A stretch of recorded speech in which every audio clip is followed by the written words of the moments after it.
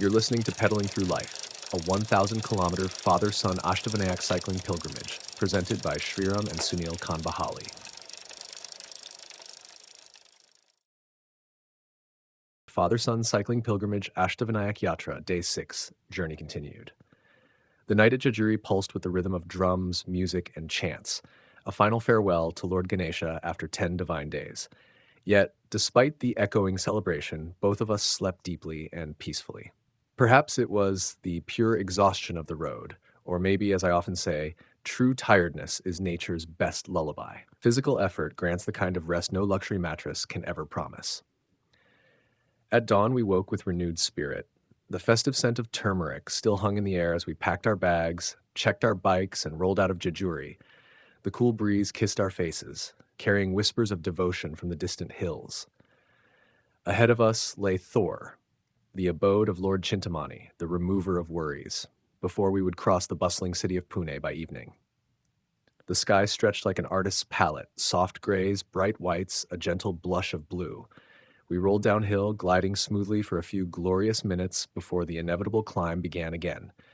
And just like life, cycling teaches you rhythm. Every descent is followed by an ascent. Every moment of ease prepares you for the next challenge. We paused for a sip of lemon water, nature's perfect energy drink, before pedaling onward through the morning calm.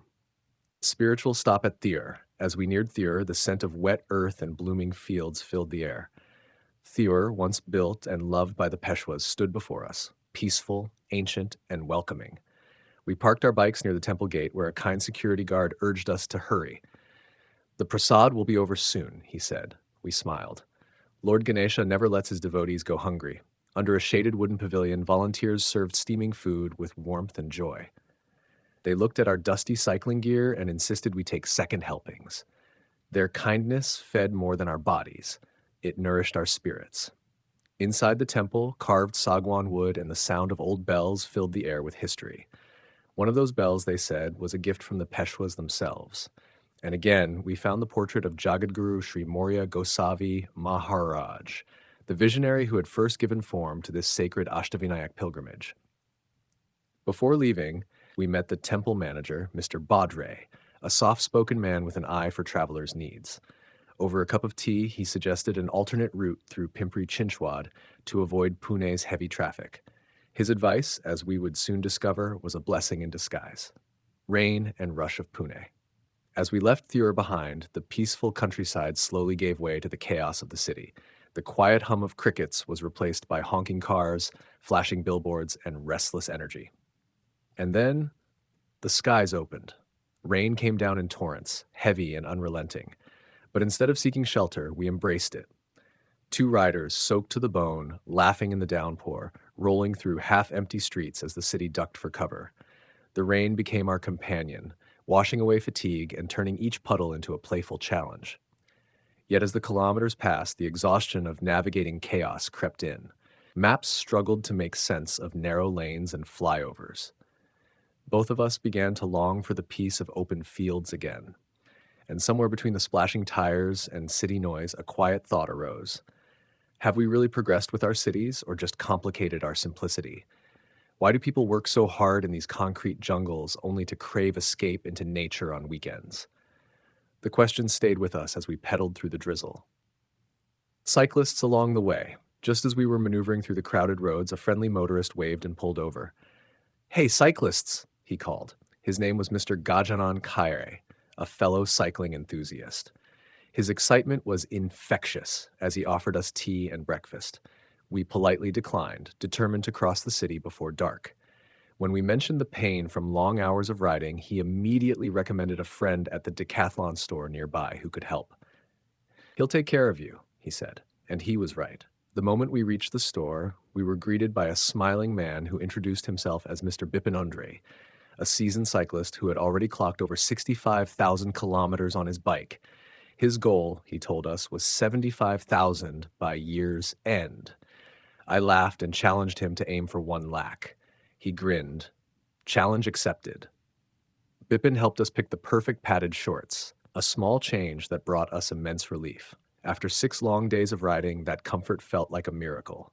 Meanwhile, Shriram's eyes sparkled as he admired the sleek Tribon RC100, a model he had been eyeing since dawn.